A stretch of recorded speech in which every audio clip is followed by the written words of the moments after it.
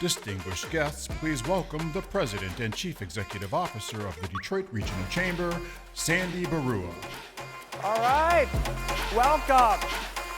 Welcome, welcome. We're so delighted that you are all here for the 44th annual Mackinac Policy Conference. 44 years. And we're delighted that you continue to make the trek. Planes, trains, automobiles, ferries, bicycles, whatever it takes to get here, you guys do it, and we are so incredibly grateful. And one of the reasons why this conference continues to work after 44 years is because of this incredibly unique location. It is inconvenient for everybody. It is the Switzerland of Michigan. And that is why Michigan Center Stage works so well. Now, of course, we could not do this without our amazing sponsors. And the biggest thanks of all goes to Blue Cross Blue Shield of Michigan. For over 50 years, Blue Cross Blue Shield of Michigan has been such a stalwart supporter of the right causes in the state, the region, and of course, with the Detroit Regional Chamber and this particular conference. We greatly appreciate their lead sponsorship, and we look forward to welcoming their CEO, Tricia Keith, to this stage tomorrow. And our Ruby sponsors just continue to grow. It's our biggest crop of Ruby sponsors ever. So my sincere thanks to Clark Hill Public Strategies, DTE Energy, Huntington Bank, KPMG, and the Ralph C. Wilson Jr. Foundation for their incredible and generous support. We also have a record number of platinum sponsors. Now, in all, the 2025 Mackinac Policy Conference has a total of 95 sponsors, ranging from firms recognized around the globe like Amazon, Ford Motor Company, General Motors, UPS, Rocket, Strategic Staffing Solutions, financial services firms like Community Financial, PNC Bank, and those who keep us healthy and warm, like Consumers Energy, Corewell Health, and the Michigan Health and Hospital Association. Those who entertain and inspire us, the Detroit Pistons, and our friends and partners at the MEDC and right here at the Grand Hotel. Let's acknowledge all 95 of our incredible and generous sponsors.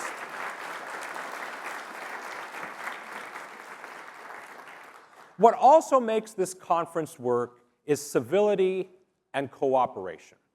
No doubt we live in polarized times. But here, for these 3 days on this island, we look for the things and we celebrate the things we can do together. We also look for and celebrate civility and humanity. For indeed, it is harder to be uncivil with somebody, even if you disagree with them, once you get to know them. And what better place to get to know somebody than this conference and this island? And just like last night, I got to know Ambassador Rudd quite well. It is the best place to get to know someone you haven't already met before. And our political environment has changed dramatically in a dramatically short period of time. Now, as my limited hairline shows, I've been around for a while. I am old enough to remember very clearly a time when things like conservative Democrats and liberal Republicans were actually a thing. Politicians of all stripes had at least some incentive to appeal to the middle of the political spectrum. When Ronald Reagan was elected president, 67% of all congressional districts were considered competitive. In other words, where both sides had a reasonable shot of winning that congressional seat. Fast forward to today, and it's less than 40% of congressional districts that are competitive. And as we all know, that makes the primary, not the general, the most important election.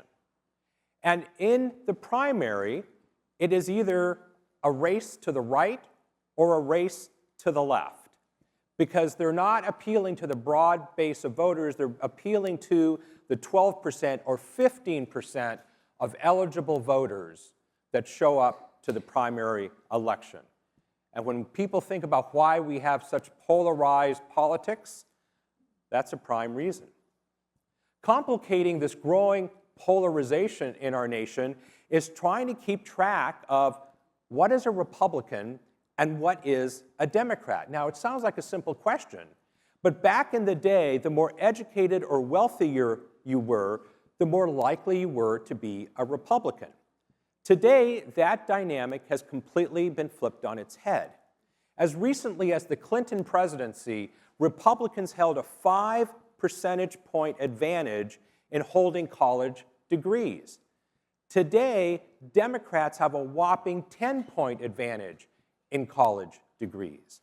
9 out of the 10 wealthiest congressional districts are now represented by Democrats, and a majority of the nation's poorest congressional districts are now represented by a Republican.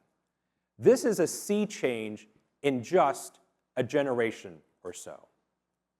And there's another change occurring in our political environment. It used to be that your view of the economy was largely shaped your view of the sitting president. In other words, if you thought the economy was doing well, unemployment was good, inflation wasn't bad, GDP was growing at a reasonable clip, you thought the sitting president was doing at least an okay job. Today, this dynamic has flipped. Your support, or lack of support, of the sitting president is what drives people's opinion of the economy today.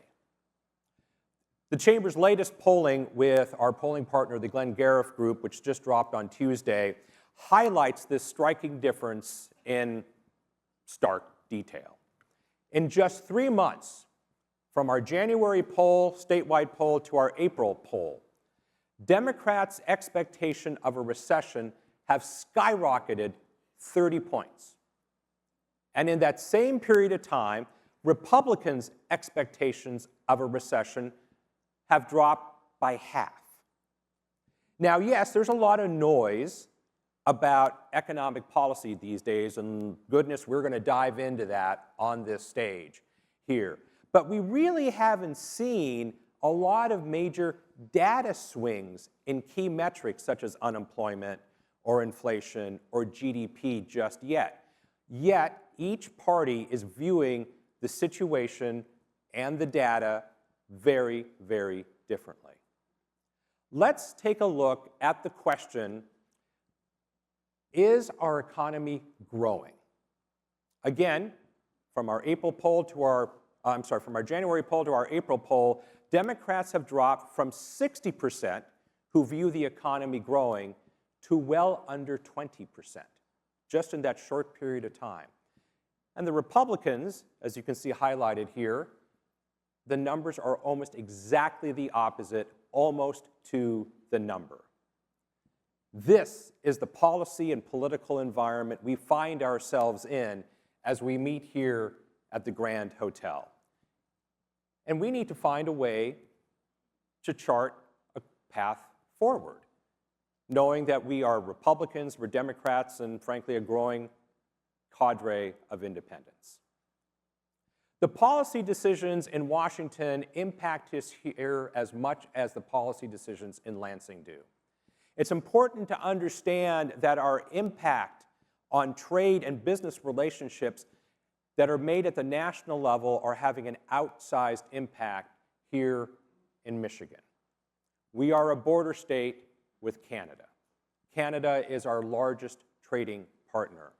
Our manufacturing, agricultural, technology, and service firms are at greater risk with trade disruption and tariffs than just about any other state in the nation.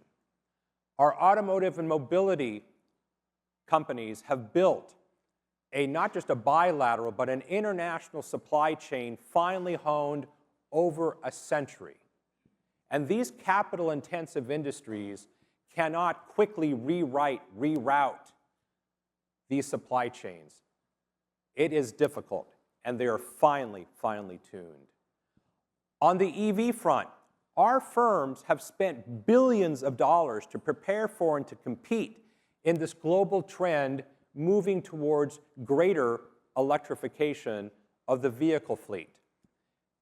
In that effort to be competitive in the 21st century and the $1 billion that have been spent, what happens now with changing policies at the national level regarding electrification? Have those billions of dollars gone wasted? We have to wait and see. Now, Michigan, as we know, we're a big state. 10th largest state by population in the country. We are an important state politically. We're also a purple state. And as recent elections show here in Michigan, Michigan can swing right or left. Now, there's obviously opportunity in being a purple state, but there's also peril. Policy consistency is difficult, right? And if we can align on a handful of things that drive our state forward, if we can get some alignment between the parties and our leaders around educational achievement and 21st century skills, economic development policy, building on our high-tech manufacturing and mobility base, we can move Michigan forward, but it's hard. If it were easy, we would have done it already. And we have a terrific lineup of thought leaders, policy wonks, thinkers and doers to help us think through and how to navigate these really uncertain and polarized times. We'll also get a view from high-profile working diplomats, and we'll get, of course, the view from our elected leaders of their plans to move Michigan forward. We can do this.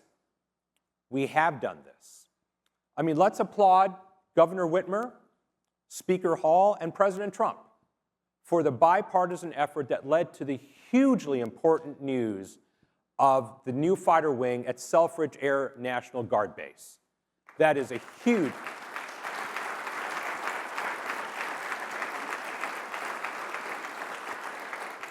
That is bipartisanship. That is people doing their jobs and getting the right result. We can learn from this example. This is the equation for impact. Our great theme set forth by our conference chair, Peter Quigley, and his team at Kelly. Now, as I said, none of this is easy. If it were, we wouldn't have to focus on it for 3 days on an island. Have a great conference, everyone, and I'm anxious for you to hear from all of our speakers and guests and our conference chair, Peter Quigley, in just a few moments. Thank you all. Please welcome the President and Chief Executive Officer of Kelly and Chair of the 2025 Mackinac Policy Conference, Peter Quigley. Thank you. Thank you, Sandy, and good afternoon, everyone. Great to be here. Thank you to the Detroit Chamber for putting on another great agenda for us this year. Thank you especially to Tammy Kernreich, who we'll celebrate later, who's just done a phenomenal job, great impact on this conference. And thank you to my wife, Nancy, who I've known for 52 years, and she's been married to me for 40 of them, and she's been at my side the entire time, so thank you, sweetheart. I'm really grateful to the Chamber membership and the Board of Directors for their commitment to this conference that's been gathering here for, as Sandy said, 44 years, which is a tribute to the Chamber and all of you who attend. It's the most successful business conference, policy conference in the country, and I'm honored to be this year's chair. The shoes I have to fill are big. Last year's conference chair, and stylish shoes at that, I'm sure, who is also this year's Chamber Board Chair, Suzanne Schenk, who has been my guide and mentor throughout the year. So thank you, Suzanne, appreciate it. I must admit, I was a little reluctant when the board and the chamber approached me about being the chair because of the titans of industry that have preceded me. But Sandy closed the deal when he pulled me aside and said, "Peter, you know this is a temporary job." And I should have reminded Sandy at the time that at Kelly we actually pay our temporaries.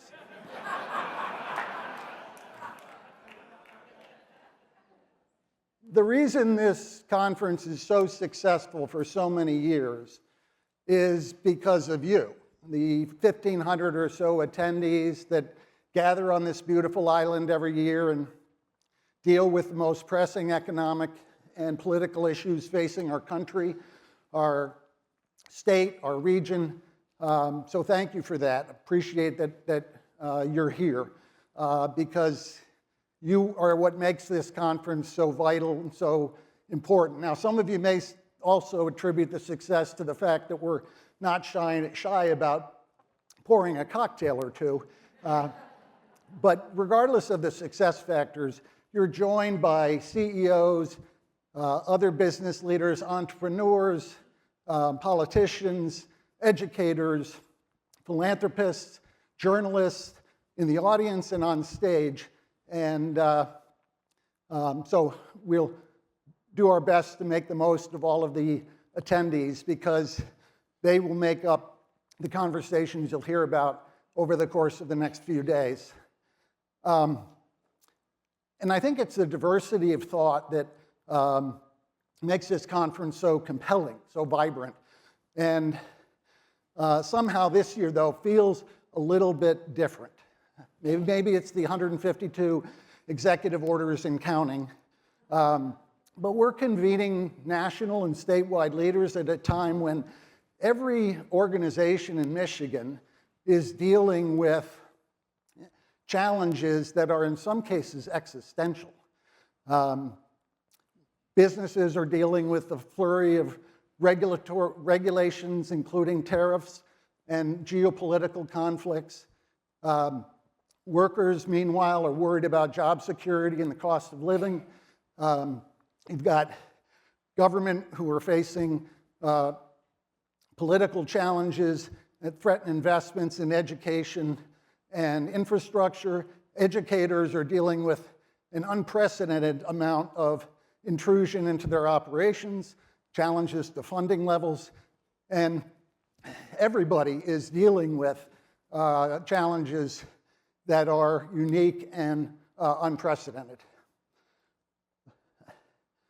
So during this time of radical change, deep polarization, the meeting here at this island could not be more important and valuable. So thank you for being here. The fact that you're here is a testament to the fact that you want to make a positive impact on Michigan. Impact, that's the word of the day. That's the word of the week. Our theme that we centered on for this year is Michigan's equation for impact, vision plus tools times action.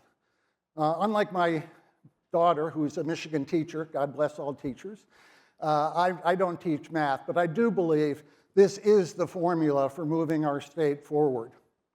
Whether you're a business or a civic leader, an employer or a job seeker, an educator or a student, I think Michiganders are united in our desire to make Michigan the best place to work and live.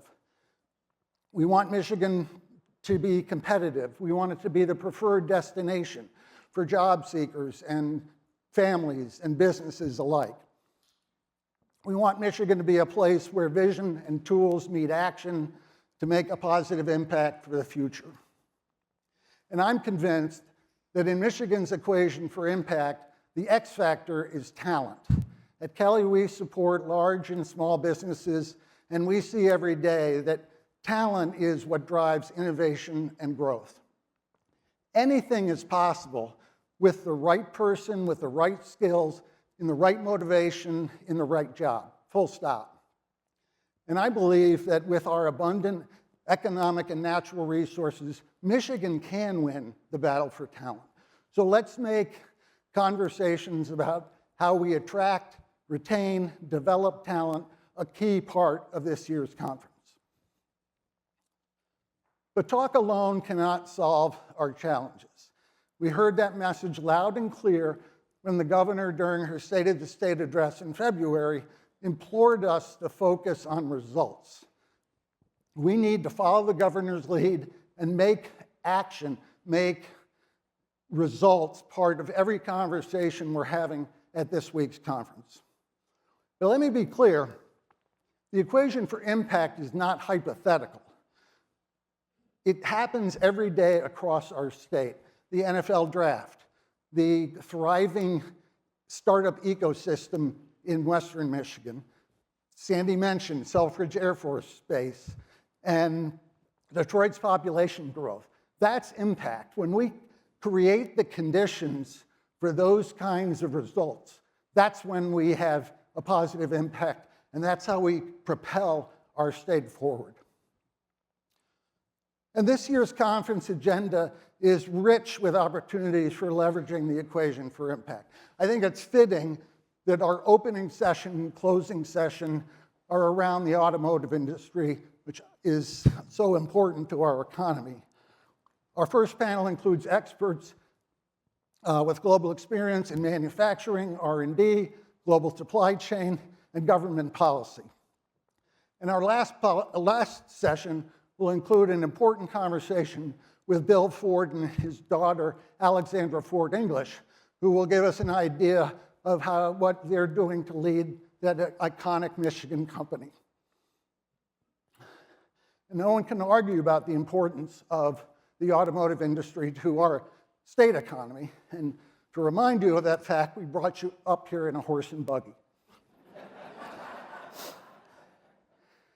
And how should we participate, interpret, and shape our national policy debates? We'll check in with Fed Reserve CEO Austin Goolsbee on the latest in monetary policy and the intersection or collision with national politics. We'll explore, among other topics, the confrontation, if you will, of new media and traditional media with S.E. Cupp and April Ryan. And we'll explore what to expect from Washington from our own congressional district, both sides of the aisle, veterans Debbie Dingell and Bill Hazenga, and freshmen Tom Barrett and Kristen McDonald-Rivet. Michigan is a great and important state, as Sandy mentioned. The impact of our state and the impact on our state extends well beyond our borders. So we're delighted to have renowned global risk expert Ian Bremmer with us to frame the geopolitical environment, to add an outside-in perspective, to hear what countries really think of the U.S. We'll welcome former Australian Prime Minister and current ambassador to the U.S., Kevin Rudd, and we're thrilled that newly appointed ambassador to Canada, Pete Hoekstra, is with us today. Ambassador to Canada. Now that's a job description that changed in a hurry. And how great would it be for the city of Detroit, if we were able to reclaim a WNBA franchise? Well, to hear how that pursuit is going, we're going to hear from what could be described as the Legends panel. Business legend Sandy Pierce, who we celebrated last year, Detroit Pistons legend Grant Hill, Detroit Shock legend Swin Cash Canal, and legendary business executive Arn Tellem. And hopefully we can tease out of them what the new name might be. And finally, since we are a chamber of businesses, big or small, how are businesses in Michigan growing, innovating? How are they attracting talent? What are they doing about AI and technology? So we're thrilled to have two panels, one featuring CEOs of 4 of our most successful startups in Michigan, and then also some more established CEOs from Corewell Health, GTE, and Carhartt. And does everybody own a piece of Carhartt branded apparel?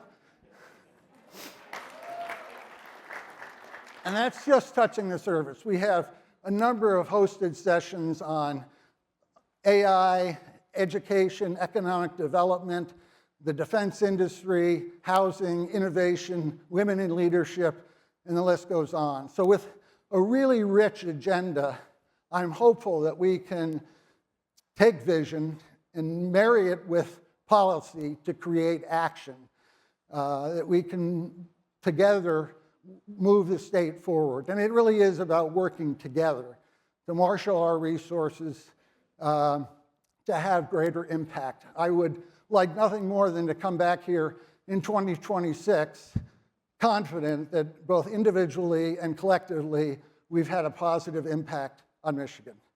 So let's start that today and let's have some fun. Thank you.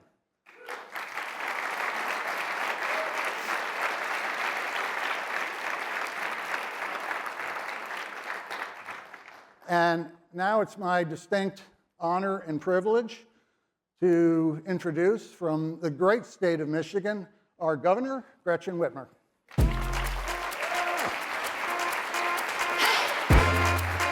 to see you. Thank you. Thank you. All right.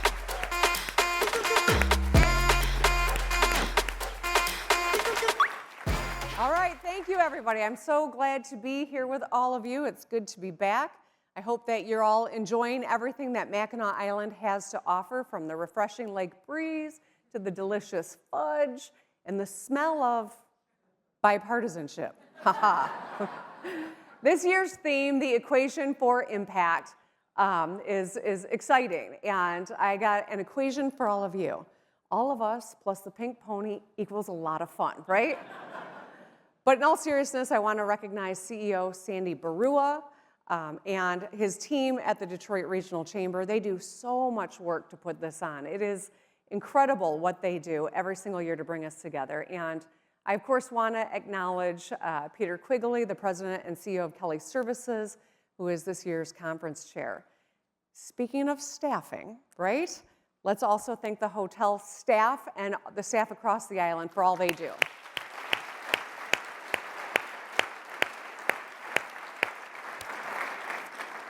So it has been a heck of a year already. We have a new administration in the White House, a new majority in the Michigan House. We've had attempts to invade Greenland and buy Canada, or wait, is it the other way around? Come on, we gotta laugh at certain times, right? We've had trade policies that have forced us all to crack open our high school economics books and try to explain what a tariff is about 1,000 times. And while a lot has happened at the federal level, and certainly the level of uncertainty and anxiety that we all feel is real, here in Michigan, we've been able to get a lot done. We've secured a game-changing F-15EX fighter mission at Selfridge National Air Guard Base in Macomb County.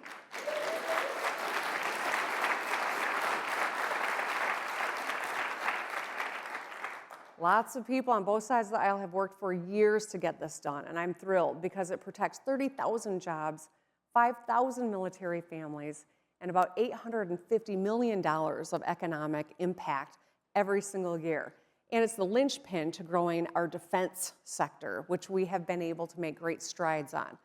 We won a federal commitment for the Brandon Road Lock, which is protecting the Great Lakes from invasive carp. And these two wins are big for Team Michigan. It truly is something that is remarkable and crucial. The invasive species that are making their way toward Lake Michigan could devastate our ecosystem and the Great Lakes. And so this is really something that was not the most exciting thing, and people don't necessarily understand what it's all about, but protecting our Great Lakes is something we all get.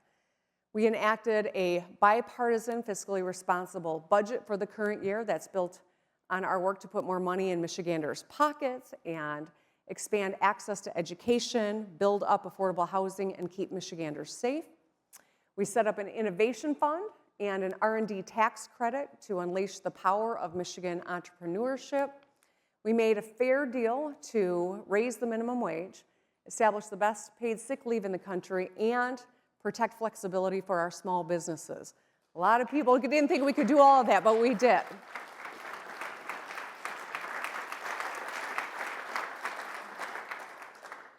When both bases are unhappy, you've probably settled on a decent policy. We signed an executive order to connect more young men to tuition-free higher education and skills training programs. We recognize that there is a gap between women who are taking on these opportunities and men, so we're doing more outreach. And we put together a report examining what Medicaid cuts that are being debated in Washington, D.C. right now would mean to communities, to healthcare, to people all across the state of Michigan, because people need to know what's happening in D.C. is impacting all of us, and that is just one more example. And thanks to all of these things that we have done together, we are making progress. While other states in our country are juggling multi-billion-dollar deficits, Michigan has a surplus. Our rainy day fund is at an all-time high. We've repeatedly been named a top 10 state for doing business, and Detroit's population grew for the second time in nearly 70 years.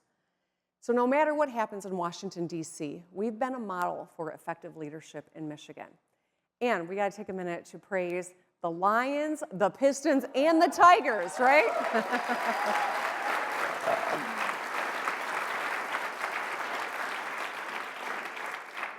You don't realize what a sports team can do for a community and a state until you start winning, and then you see it, and it's exciting. Because we know that we got to work together in order to get things done. This isn't platitude. This is a philosophy. Philosophy of a Michigander, like so many of you, who was raised in a household in this state with a Republican father and a Democratic mother. All right, Dad was a Milliken Republican, so I don't know if that still counts today, and Mom was a Frank Kelly Democrat. And I'm glad to be in a room that where some of you know who those people were. Go to campus and talk about Bill Milliken and Frank Kelly, and you'll get stares. No one knows who I am. And so I've worked with a Republican-led House and Senate for the majority of my time in office. We got all the budgets done on time. I signed over 1,500 bills. And I just think that it's important to remind folks, we work with anyone to solve problems and make a difference for Michiganders. I know so many of my partners in the legislature do feel that same way. I look forward to continuing working with Speaker Hall and Majority Leader Brinks and their caucuses on all the pressing issues that we face. Together, we can do hard things. For me, that's what MPC is all about this year. You'll hear more about that in my keynote, so I hope you will stay tuned. And in the meantime, when you go downtown, don't embarrass the family, as the Whitmers say. Thank you.